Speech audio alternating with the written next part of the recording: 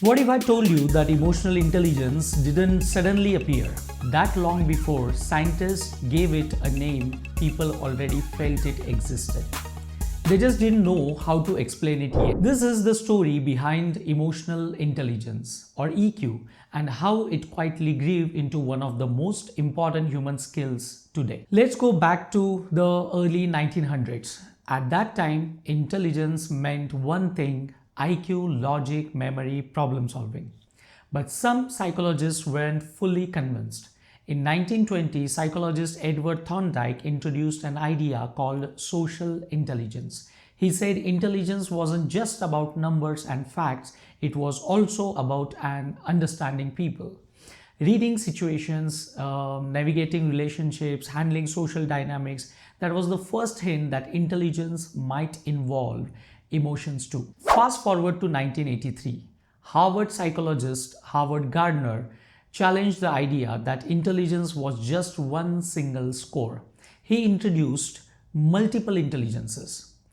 Among them were two powerful ideas: intrapersonal intelligence, that is, understanding your own emotions, and interpersonal intelligence, that is, understanding other people's emotions. This changed everything. Suddenly, being smart wasn't just about being logical, it was also about being emotionally aware. Then in 1990s, something important happened. Two psychologists, Peter Salovey and John Mayer, introduced a new term: emotional intelligence. They weren't motivational speakers, they weren't writing a self-help book.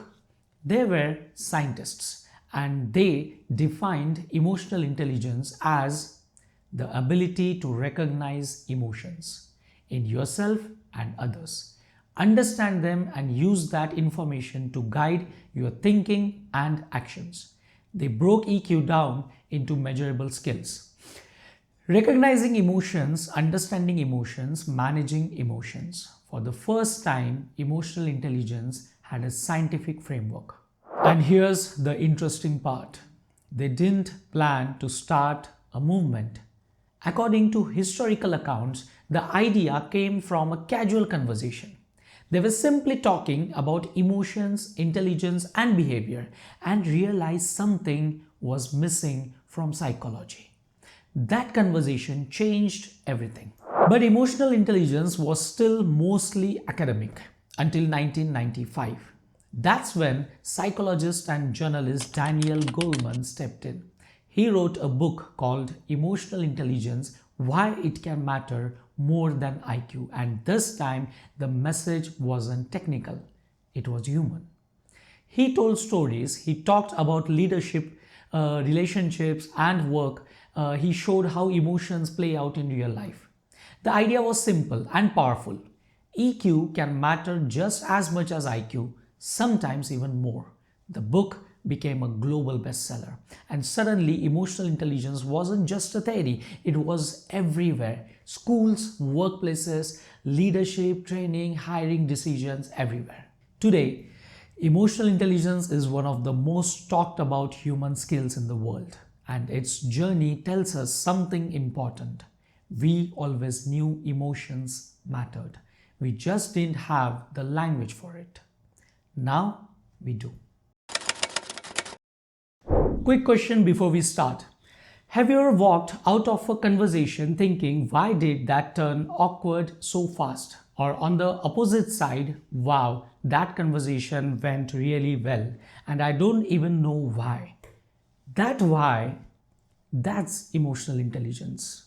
And today, I'm not giving textbook definitions, I'm giving you 7 real life signs that quietly prove you are emotionally intelligent.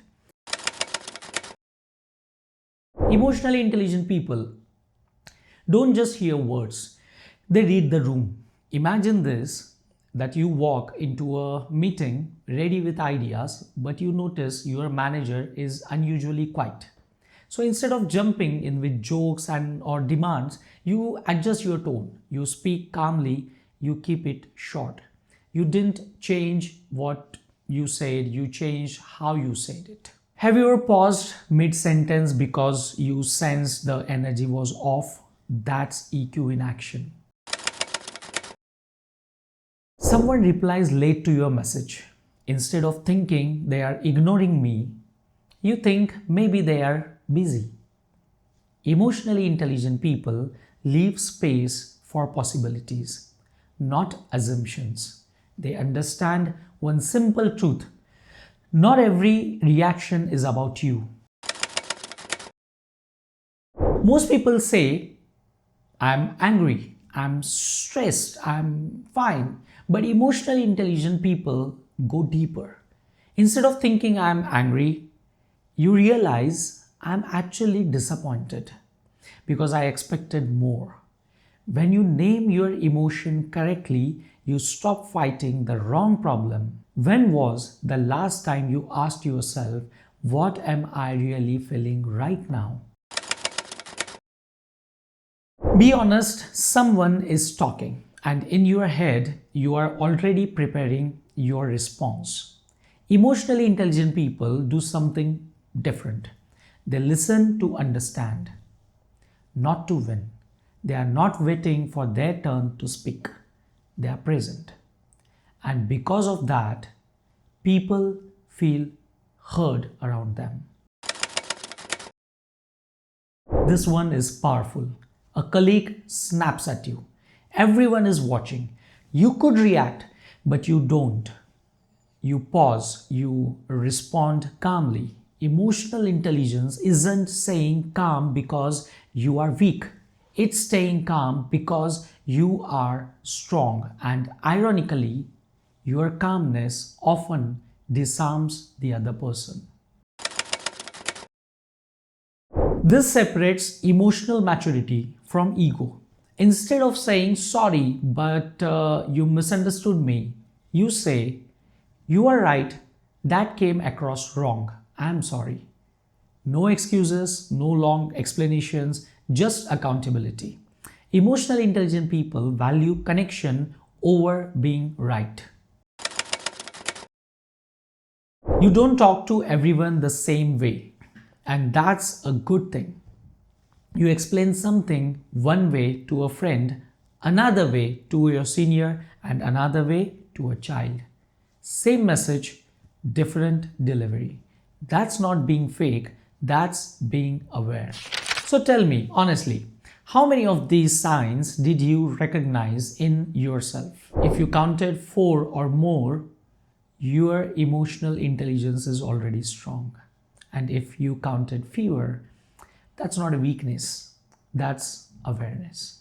And awareness is the first step to growth. Because in today's world, IQ may open doors, but EQ decides how long you stay inside.